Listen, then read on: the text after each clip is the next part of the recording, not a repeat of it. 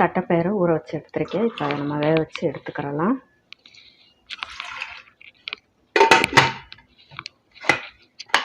Pressure போட்டு whistle விட்டு எடுத்துக்கிறலாம். இப்போ எண்ணெய் ஊற்றிக்கிறலாம். பயிரும் இப்போ நம்ம வேக வச்சு எடுத்தாச்சு. எண்ணெய் சூடானதும் கடுகு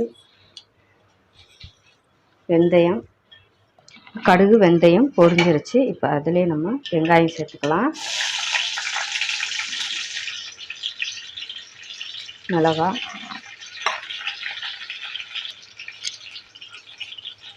இதில் கொஞ்சம் கருவேப்பிலை சேர்த்துக்கணும். சேர்த்துட்டு இப்போ வதக்கி விட்டுக்கலாம். வதக்கி வச்சு தக்காளி சேர்த்துக்கிறேன். தக்காளியும் சேர்த்து இதுக்கு நம்ம நல்லா வதக்கி விட்டுக்கலாம். வெங்காயம் தக்காளி வதக்கி எடுத்தாச்சு. இப்போ இதில் நான் கத்திரிக்காய் நீல வாக்கில் கட் பண்ணி எடுத்துருக்கேன். இப்போ அதையும் சேர்த்துக்கிறேன்.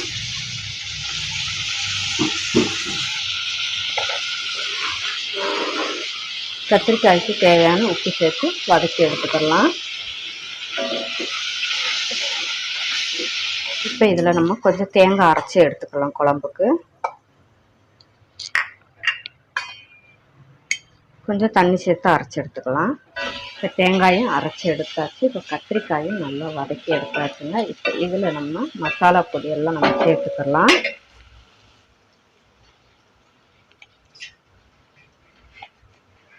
ஒரு 3 ஸ்பூன் நான் குழம்பு மிளகாத்தூள் சேர்த்துருக்கேங்க. சேர்த்துட்டு இப்போ அது கூட ஒரு 1/4 டீஸ்பூன் மஞ்சள் தூள் சேர்த்துக்கோங்க. காரத்துக்கு மிளகாத்தூள் சேர்த்துட்டு இப்போ இதை நல்லா வதக்கி விட்டுக்கலாம்.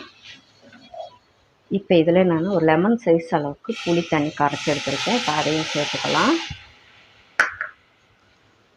சேர்த்துட்டு இன்றைக்கி நம்ம பயிர் வேக வச்சோம் பார்த்திங்களா, அந்த தண்ணியோடையே சேர்த்துக்கலாம்.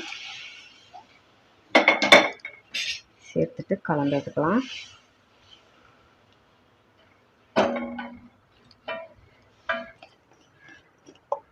இதிலே அரைச்ச தேங்காய் பேஸ்ட்டையும் நம்ம சேர்த்துக்கலாம்.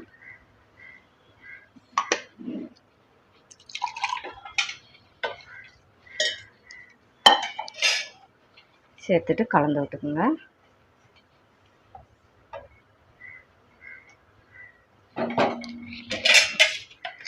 சேர்த்துட்டு இப்போ குழம்புக்கு தேவையான உப்பு சேர்த்துக்குங்க.